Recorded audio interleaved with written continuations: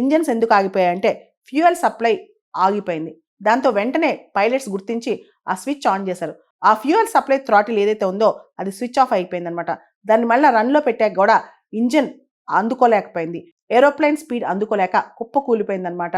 దీనికి సంబంధించి ఆల్రెడీ అమెరికాలోని ఫెడరల్ ఏవియేషన్ అథారిటీ వాళ్ళు బోయింగ్కి ఒక అడ్వైజరీ ఇచ్చారంట. ఈ స్విచ్ మాల్ ఫంక్షన్ అయ్యే అవకాశం ఉందని చెప్పి.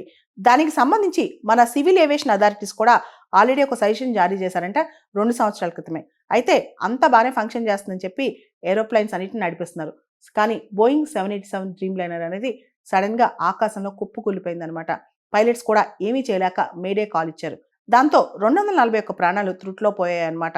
ఇంత దారుణమైన ఎయిర్ క్రాష్ ఈ మధ్య కాలంలో మనం కని విని ఎరగలేదు. దానిలో మన తోటి వాళ్ళని కోల్పోయామన్నమాట. దీనికి సంబంధించి ఒక నెల గడుస్తున్నా మనం ఇంకా ఆ షాక్లోనే ఉన్నాం. అయితే ఇప్పుడు ప్రిలిమినరీ రిపోర్ట్ వచ్చింది. ఫ్యూయల్ ఫంక్షనింగ్ అనేది అంటే ఫ్యూయల్ స్విచ్ ఆగిపోవడం వల్ల ఇది జరిగిందని చెప్పి ప్రిలిమినరీ రిపోర్ట్ చెప్తుందన్నమాట.